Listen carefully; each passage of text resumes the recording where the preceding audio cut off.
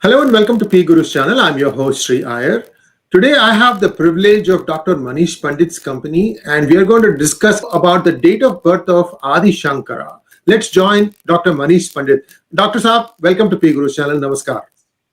Jai Shri Ram and Pranam. And as usual, it's an honor to be over here. And this particular episode is dedicated to Adi Shankara. Um, I mean, let's go back in time a little bit. You know, the one of the great Shankaracharyas who was around not so long ago in the physical form was Mahaperyava. Chandrasekhar Saraswati was a legendary ascetic, absolutely legendary ascetic.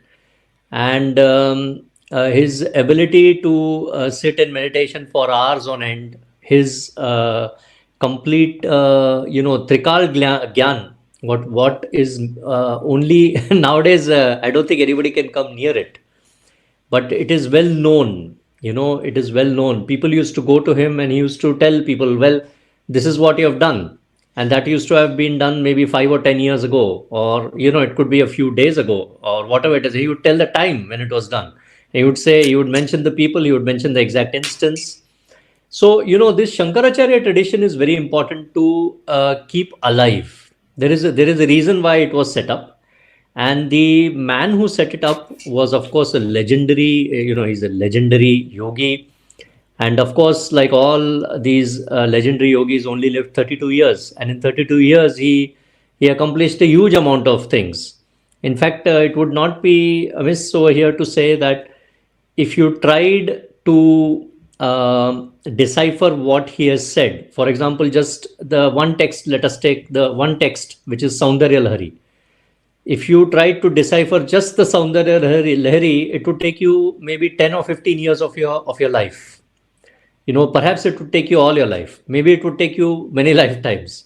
Yet he is the man who has got it into the form it is. And for the last 2,500 years, people who have been using a text like the Saundarya Lahari, a text like the Shri Vidya Yantra, which is provided, those sort of things, we cannot fathom today that there was somebody like this who actually set up all that, who was actually having the power to of those shlokas and all that, whatever is being done today. And there are thousands and thousands of people in the mathas who are still doing parayanas of Saundarya Lahari or parayanas of some of these other texts, and they find astonishing results.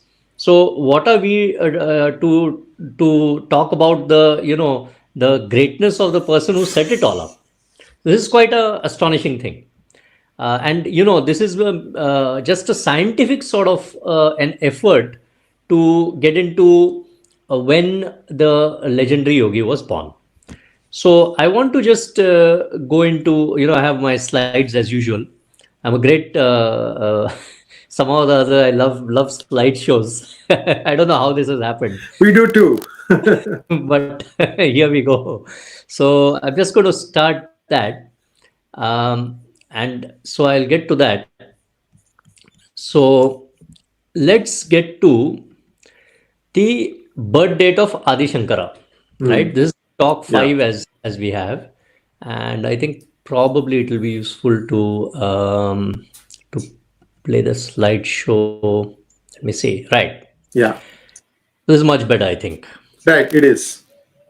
So now the birth date of Adi Shankara, well, the modern historians are placing him at, well, between 728 and 744 AD and all these sort of dates, right?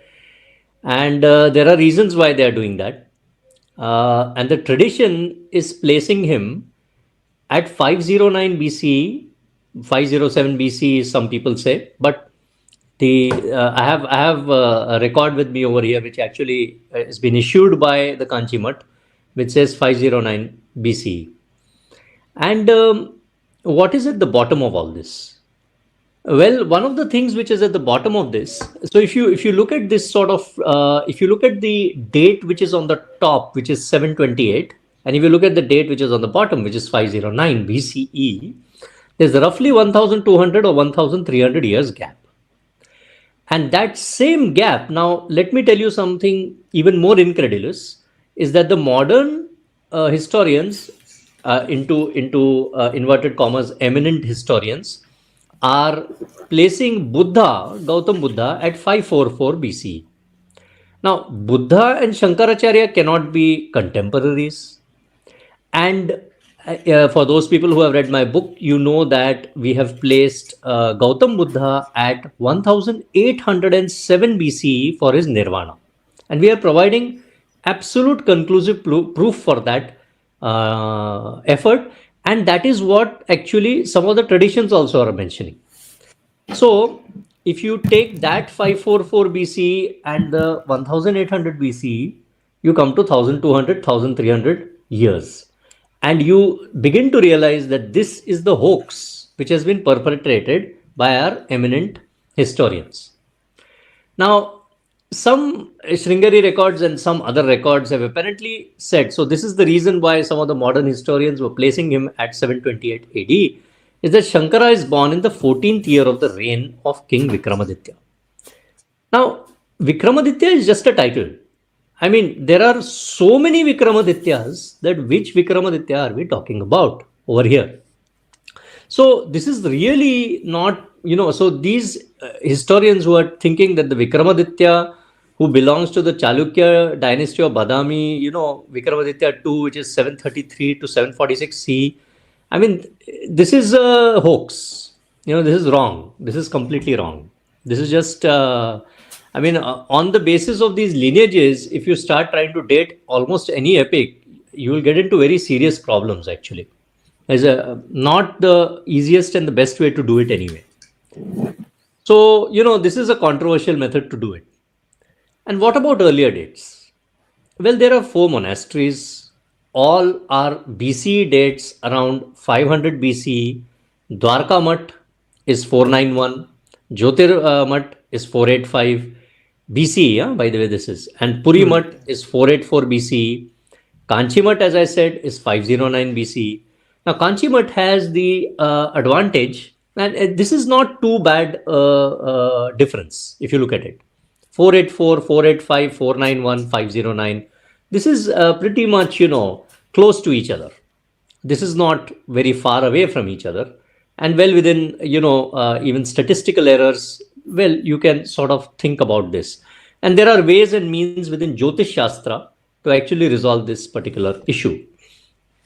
Now, the Sringeri Mutt has got 2 or 3 divergent views, and so I won't go into that at the moment because it is in our best interests as Hindus to try and resolve this entire conundrum and try and not get this 700 AD Shankaracharya, who is actually the 38th in the lineage. Abhinava Shankaracharya is the one they are mistaking. You see, as the Adi Shankaracharya. So this is the ground for all whatever we are thinking about over here. Now, can astronomy help? Can astrology help also? Because actually in the old days, we are not really talking about just astronomy anyway. We are talking about Jyotish Shastra.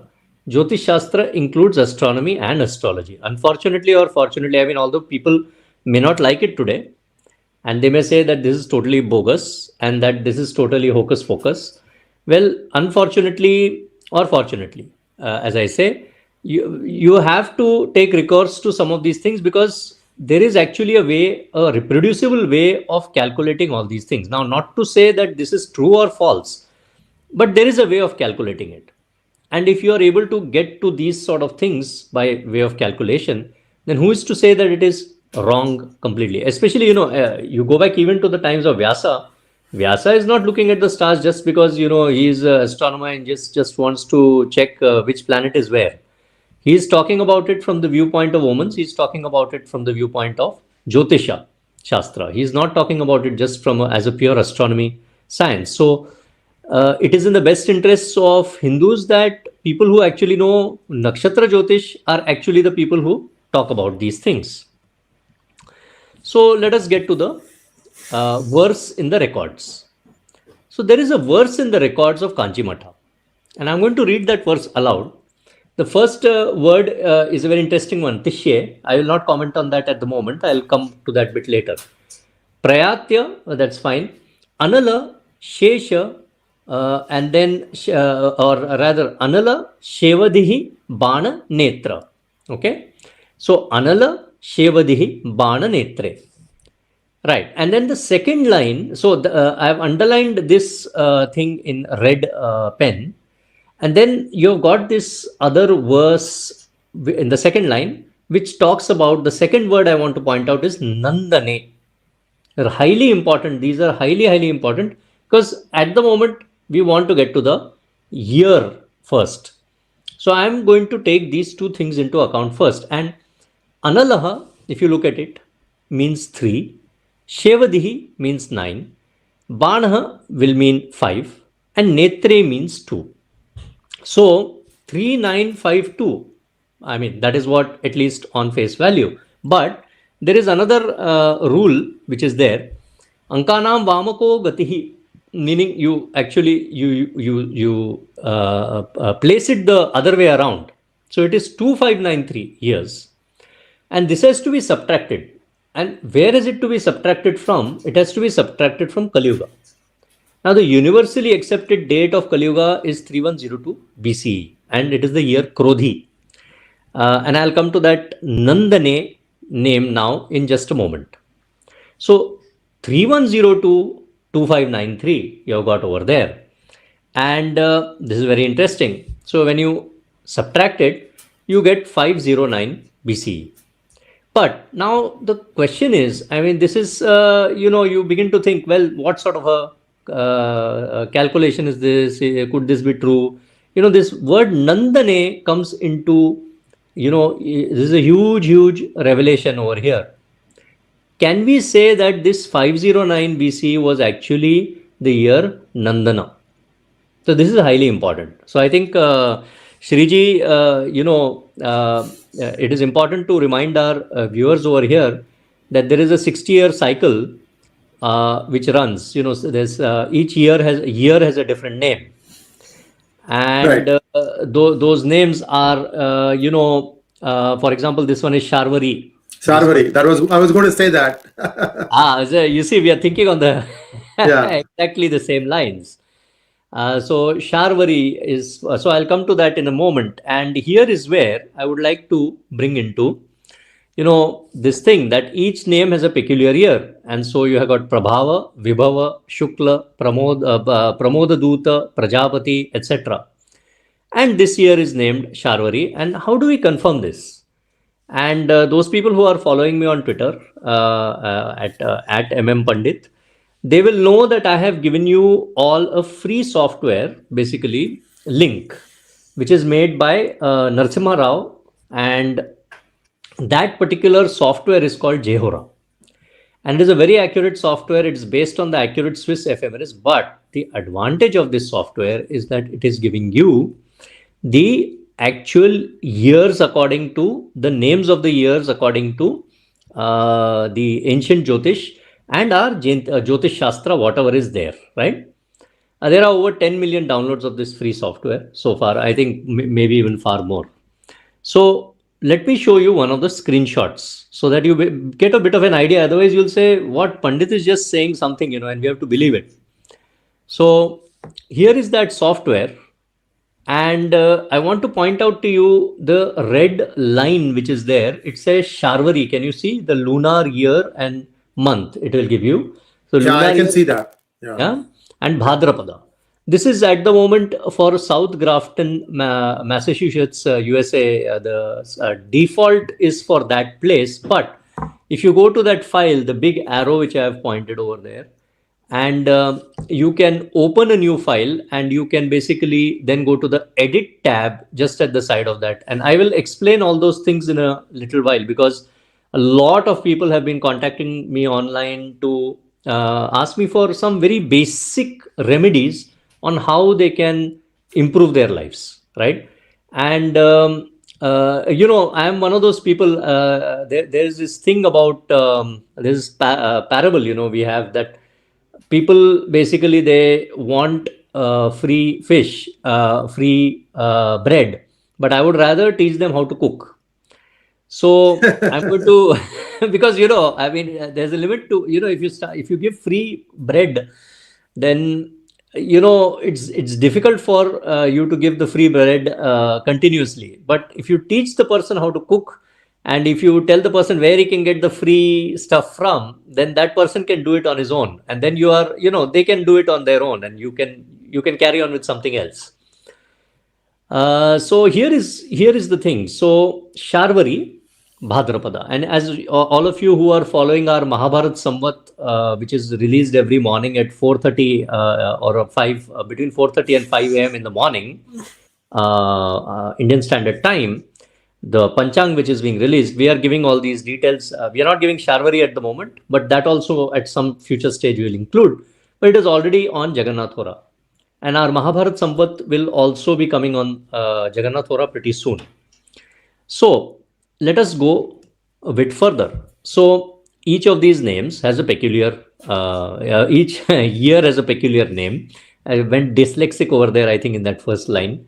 In the 60-year Vedic calendar cycle, Prabhava, Vibhava, Shukla, Pramoda Duta, Prajapati, and so on. Like that, one such name is Nandana, which is just before, or it's around 25 or 26 in that list, if I remember right. And let me show you one particular interesting thing, because we said, remember 509 BCE. And for those people who have been on Pgurus, you know that 509 BCE, when you input it into the software, you need to put minus 508. And not Yes, just you have that. to account for that one number off. Yeah. Yeah, because the year zero does not exist, because zero is an Indian calculation, a Hindu calculation. It's a Hindu invention. It's a Hindu discovery, and the Romans did not have it, obviously. And so for that reason, 509 BCE is inputted in as minus 508. And this minus 508, when you input it, you will come to some. I mean, over here I have put May 3, which people may wonder why I have put May 3 instead of April 9 or April 3rd. And there's a reason for it. I'll show you in a moment. Unfortunately, the software only works on Windows, so that is the only other issue with this thing.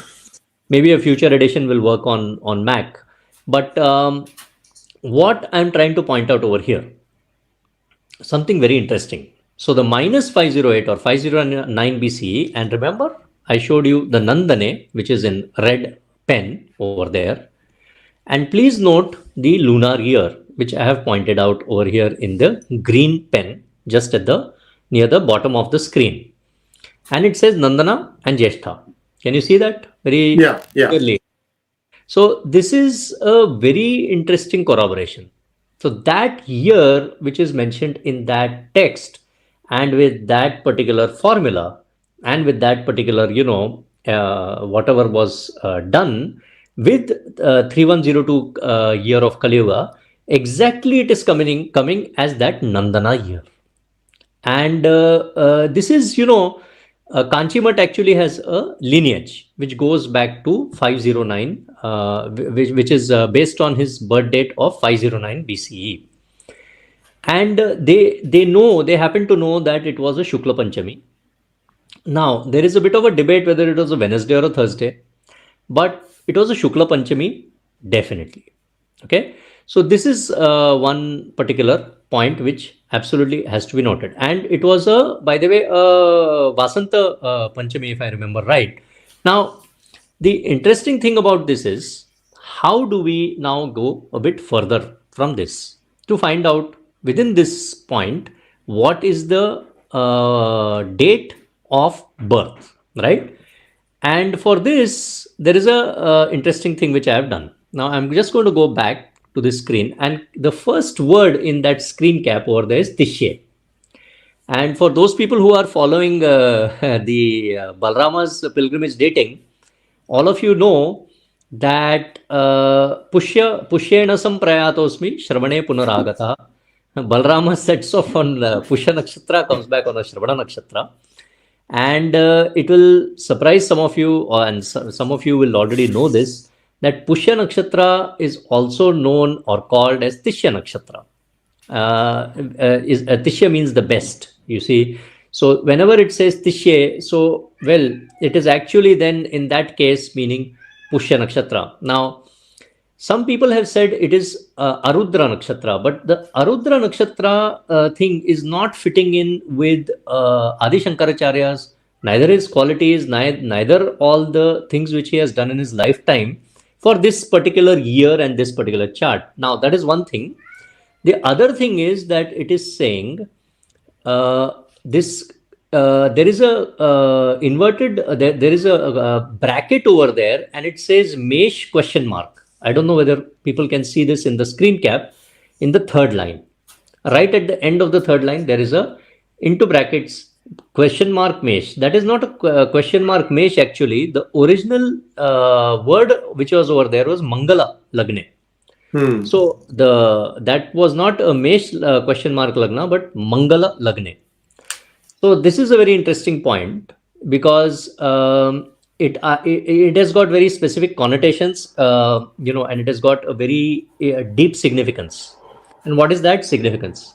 And of course, the fourth line of it is very interesting. It gives Shiva Guru, which is the name of Shankaracharya's father. You see, so that is all fitting in perfectly. And let me just show you something now. So I am going to take this as a Pushya Nakshatra. Okay. And there are only 12, maybe 13 Pushya Nakshatras which can occur in a year. And in that, we know that it is only going to occur in that April and May time frame because of because of all the other details which we have got. I won't bore you too much with the technical details on it because we spent a lot of time. So this derivation was done with the help of my one of my very close friends, Narsimha Rao, who is the proprietor of the software itself. And we went through quite a variety of things when doing this particular these calculations.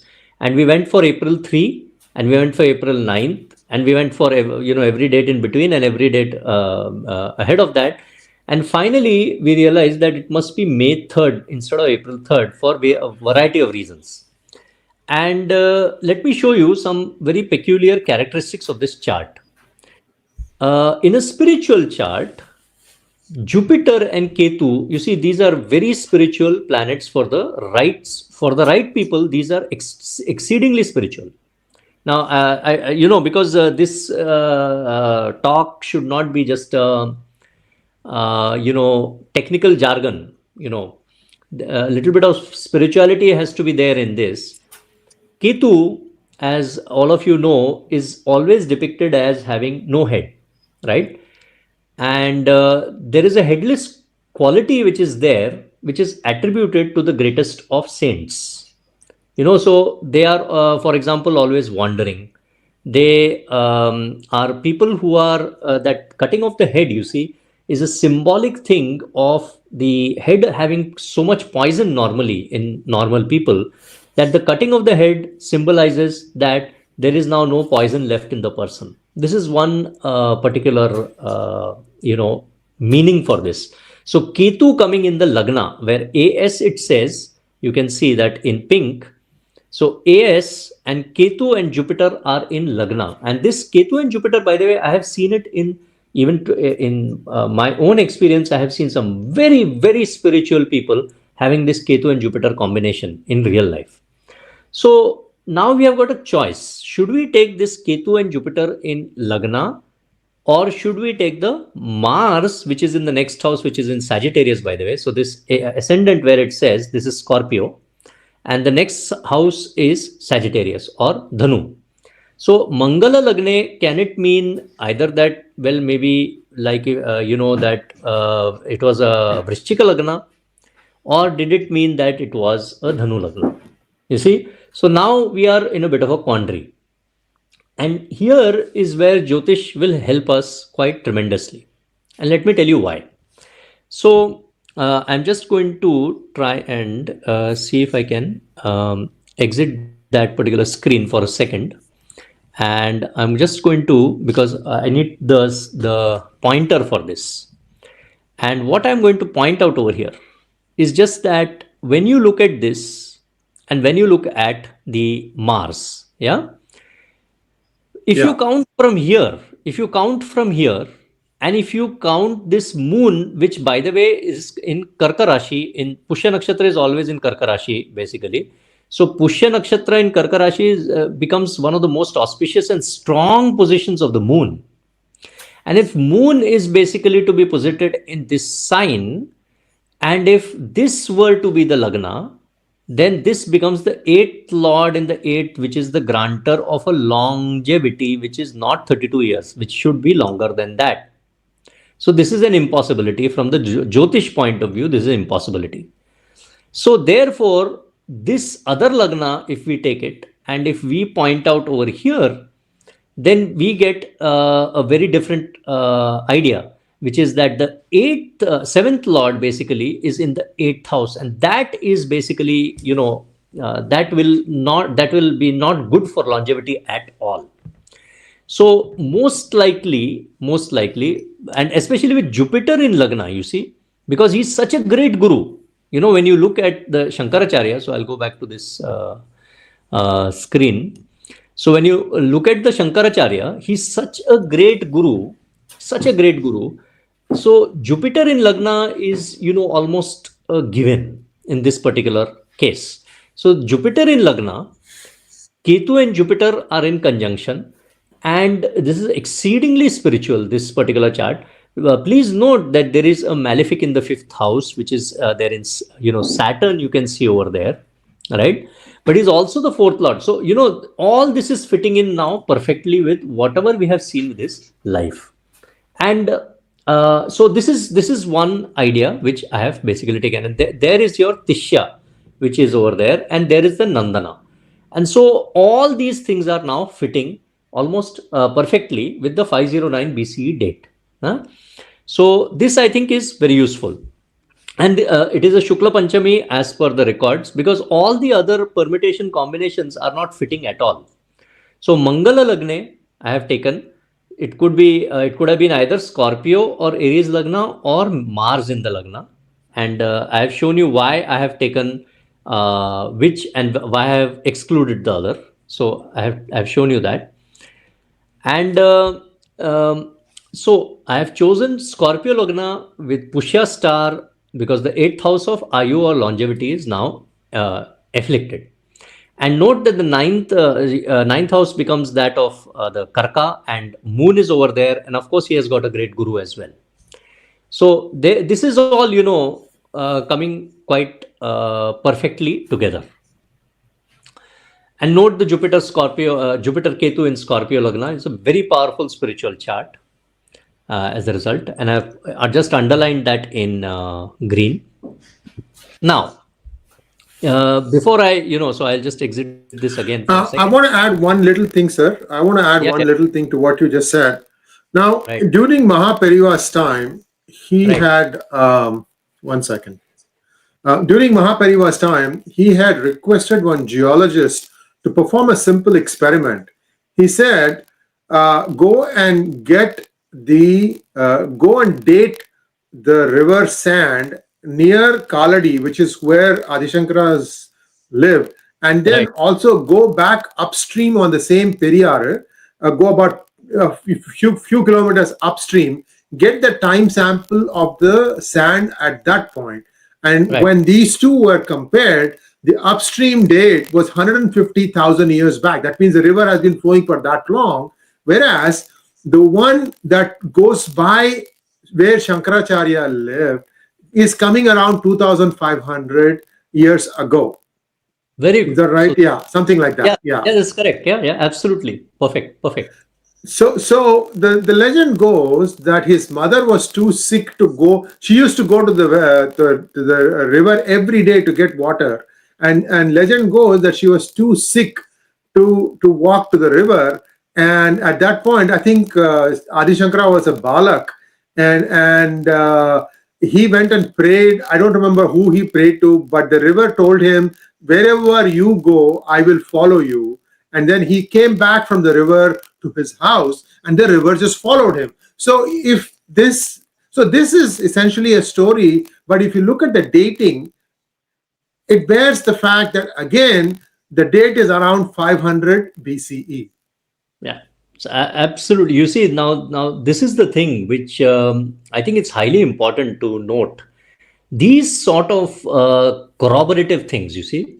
So the astronomy, the verse, the tradition which is present, because we got a tradition of the Shankaracharyas, which is already present, and their lineage records which are present, plus now this sort of corroborative detail, because this is very, very interesting. This is something you cannot just get rid of just like that, right? So these are all highly important things which I don't think I mean, of course, let us put it into context. Not everybody will agree with what we are saying, but this much is certain that that particular Shankaracharya they are talking about is the Abhinava Shankaracharya, which is the 38th in the lineage. They are not talking about Adi Shankaracharya at all for the date they are giving. This business of 744 or 728 AD is definitely wrong. This is definitely wrong. And I think it's highly important that, when if and when somebody in Bollywood gets into this, then it is important that they don't, mess it up. Any further, then it has already been messed up. Yeah, see, what happens is they try to provide a context to the year they are dealing with, and then suddenly they will show something to do with Vikramaditya. And I think that the whole thing is lost. It is 509 BCE, and there are many ways that which point to that being the date. I think it behooves Bollywood to get the date right, and I don't know how much shooting has been done thus far. They need to get this thing right. Please don't mess it up again. We came to know of this a little ahead of time, which is why we are taking this time to drift away from our main debate, which is the dating of Mahabharata, to come to Adi Shankara's date of birth. Dr. Saab, you wanted to say something about the usage of the software, and then perhaps we can go back to our main topic. Right. Just 1 second. I need to open the door, because my cat would otherwise. Absolutely. Go ahead. I'll engage the audience in the meantime. So viewers, there are 3 or 4 movies that have come about Adi Shankara, and I'm trying to search for the days or the different dates. There was one by G.V. Iyer. I believe that was in Sanskritam, if I'm not wrong. And do you remember what year he said Adi Shankara was born in that? I can't place it, you see, but see, there are only three odd dates which have ever been mentioned. One is this modern historical date of, what is it, 728 AD. Then there is the other date which has been mentioned, which is in B.V. Raman's book, unfortunately, which is B.V. Raman was a very famous astrologer. And I can't remember exactly why he mentioned this, but there was 44 BC, which is actually neither here nor there. I think he didn't want to upset either side. So he went came up with an average. and took one of the middle dates, right? And that date is actually completely wrong. I mean, it's neither here nor there. And I think he should have just, he was such a powerful man, actually, B.V. Raman. Is so well known, so well regarded, that he should have just weighed in and just said, look, forget about everything else, and this is definitely 509 BCE. Because he knew of this verse, you see, even in those days, I'm sure. So it is unfortunate he didn't do that. And of course, there's the 509 BCE date. So there are only 3 dates which are there, and now we are showing you why it is 509.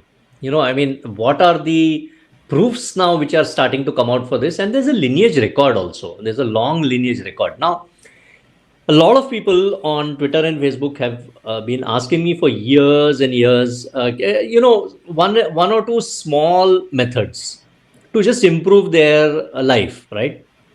And to sort of do, because people aren't going to do long. I joked about this one of the other days that, people don't have time to do like, 10,000 japa, 1 lakh japa, 5 lakh, 10 lakh japa, these sort of things. Now, there are 2-3 methods. One is, of course, a homa. Now, You can either perform a homa by using our free manuals, which are given on vedicastrologer.org on the same website for the free software, which I just pointed out. Or you can, there are so many poor brahmanas who are all, without work and who are in absolute penury. And you can help them by giving them a little bit of dana and asking them to perform a homa, but when? Or perform a japa for you or something like that. But when do you get them to do that, right? So this is now an interesting topic, which I just want to point out what could be useful. And this software gives you some very interesting methodologies for doing that. And I'm just going to share my screen again and come back to that. And so what's the use of this software, right? Can it actually help you in any way apart from all this? So I mean, it will. There are free learning methods for Jyotish which are given in this software. And how do you input data in it, first of all? Because you just need to know a little bit. So I'm just going to point out a few things over here. So you can see that this is the screenshot which will come when you open, when you open that file for the first time, when you say new. And that's the basics tab, which is over there. You can see it quite clearly. So you got two sets of tabs. You got one set of tabs at the top, the other set of tabs in the sort of middle over there. And there's a basics tabs. And then if you keep going, strengths, dashas, transits, tajaka, and tithi pravesh. And I want to concentrate on this tithi pravesh tab today. And what it is, which I want to just show. So I have taken this for August 31, 2020, 1659 at the moment. Okay. And just imagine that that was the, say, let us say, date of birth, right? Now, if you wanted to input it, this thing, you go to the edit tab over there. When you go to that, this sort of screen will be shown. It says enter birth data at the top of it. And you can see the city name, you can see the birth date, the birth time, etc. But over here, when you enter London, you can press on rest of the world. Otherwise, you'll get, a variety of options over here. And once you do that, you will come back to this sort of a chart. And you can see over here now that this thing is pointing place London over here in the natal chart section in the bottom right of the screen. It says natal chart, and then it will say place London over here, for example. But you can enter any place, wherever your date of birth was. So this is for your date of birth, whatever it is. So you will input it like this. And please note, there is a tithi which is shown right at the bottom of the screen. There is something called as tithi. And it says Shukla Chaturdashi, for example, over here, 48.80% left. So let us assume that whoever was born at this time has 48.80% left of Shukla Chaturdashi. Now, what is the use of Tithi Pravesh? One easy use. So when you click on that Tithi Pravesh button, it will come up with this particular thing. And in that, can you see over here annual chart before? And if over here, there's a green line below it. Yeah. If you press on that before or after, as might be the case, so you will come up with, you can come up for every month Tithi Pravesh, you can come up for every year Tithi Pravesh. So for example, last year Tithi Pravesh would have been on 14/10, whatever it is, of September 12th of 2019. And this is very useful. So similarly, for every year you can get it, for every month also you can get it. So there are huge advantages for this. At that particular time, whatever that is, comes out as, and on that particular day, within a few hours of that at least, or if you can manage the same time, that is brilliant. If you're in the same place, that is even better. If you can perform a japa or whatever it is, or a homa, or some sadhana, whatever it is, you go and even visit your local Kuladevata at that time, that is also very beneficial.